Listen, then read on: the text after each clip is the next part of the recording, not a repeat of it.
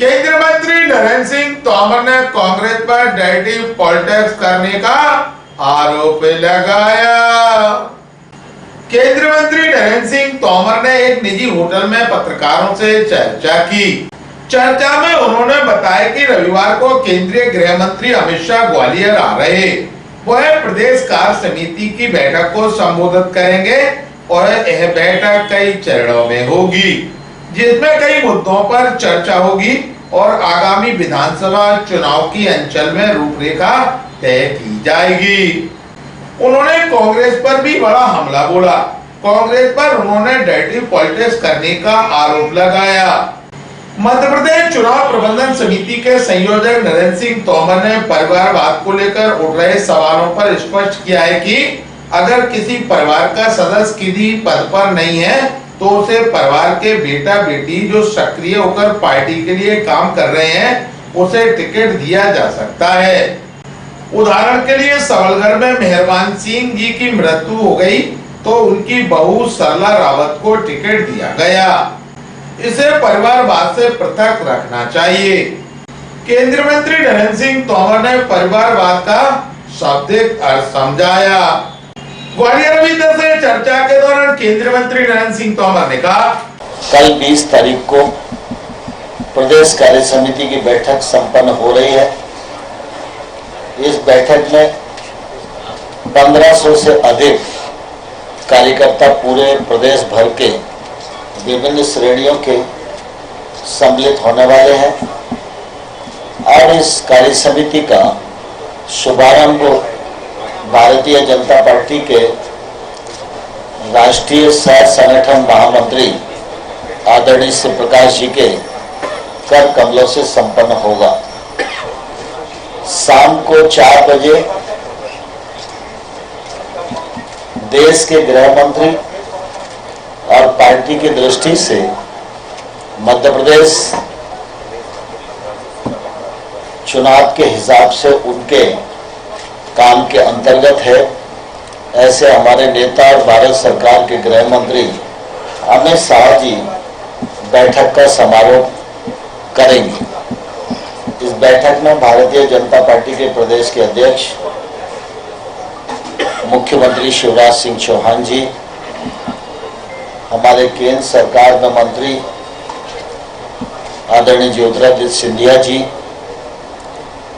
प्रहलाद पटेल जी, वीरेंद्र कुमार जी, फग्गन सिंह कुलस्ते जी और मंत्रियों की दृष्टि से जो हमारे चुनाव के प्रभारी हैं, वन मंत्री भारत सरकार श्री भूपेंद्र यादव जी और रेल मंत्री श्री अश्विनी वैष्णव जी, ये सब लोग इस बैठक में उपस्थित रहने वाले हैं। बैठक के पहले चरण में राजनीतिक प्रस्ताव प्रस्तुत होगा, उस पर चर्चा होगी और फिर संभागवार कुछ निश्चित विषयों को लेकर हम लोग बैठेंगे और उसके बाद समारोह का सत्र होगा। उस समारोह के अवसर पर हम लोग एक साथ रहेंगे। जहां तक सामने वाली प्रतिस्पर्धी कांग्रेस पार्टी का सवाल है, उनके पास न विषय है न मुद्दा है। वो कुछ भी असत्य आरोप लगाकर जनता को गुमराह करने का एक असफल प्रयत्न कर रहे हैं। मैं आपके माध्यम से कांग्रेस के मित्रों को कहना चाहता हूं कि अगर आप किसी उपलब्धि पर जिक्र करना चाहते हैं तो जरूर आपको करना चाहिए। 2003 से पहले मध्य प्रदेश में आपकी सरकार थी, तो उस सरकार की क्या उपलब्धि थी? 2014 से पहले मनमोहन सिंह जी के नेतृत्व में केंद्र में आपकी सरकार थी, उस सरकार की क्या उपलब्धि है? उस कालखंड में मध्य प्रदेश को क्या मिला?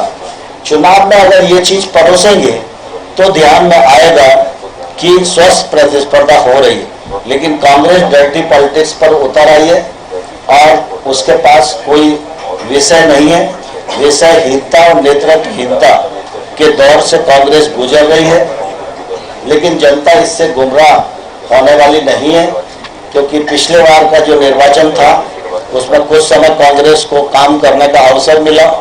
उस समय भी कांग्रेस ने कोई ऐसा काम नहीं किया जिसके कारण जनता उस पर भरोसा कर सके। हम कांग्रेस के डर्टी पॉलिटिक्स के रास्ते पर नहीं जाएंगे, विकास और जन कल्याण के मुद्दे पर स्थिर रहेंगे। परिवारवाद जैसा विषय नहीं है। कुल मिला के परिवारवाद वो होता है जिसमें परिवार के अतिरिक्त और कोई गुंजाइश नहीं होती। किसी भी पॉलिटिकल व्यक्ति का कोई कार्यकर्ता बेटा बेटी है और अगर भारतीय जनता पार्टी के कार्यकर्ता के रूप में काम कर रहा है और अगर उसके परिवार में कोई दूसरा व्यक्ति किसी पद पर नहीं है तो ऐसे व्यक्ति का चयन किया जाता है। जैसे उदाहरण के लिए सरदार रावत को दिया तो पिछले बार भी दिया था। अब मेहरबान सिंह जी की डेथ हो गई तो मेहरबान सिंह जी की डेथ हो गई तो वो अच्छी कार्यकर्ता हैं और उनका अच्छा प्रभाव है, पार्टी के लोग वहाँ चाहते हैं, तो इसलिए उनको टिकट दिया जाए। इसको और परिवारवाद को थोड़ा अलग करके सोचना चाहिए। परिवारवाद का मतलब यह है कि पार्टी का राष्ट्रीय अध्यक्ष परिवार पिता, राष्ट्रीय महामंत्री पत्नी, राष्ट्रीय उपाध्यक्ष बेटा, राष्ट्रीय मंत्री बेटी, कोषाध्यक्ष साला, ये जो है ये परिवारवाद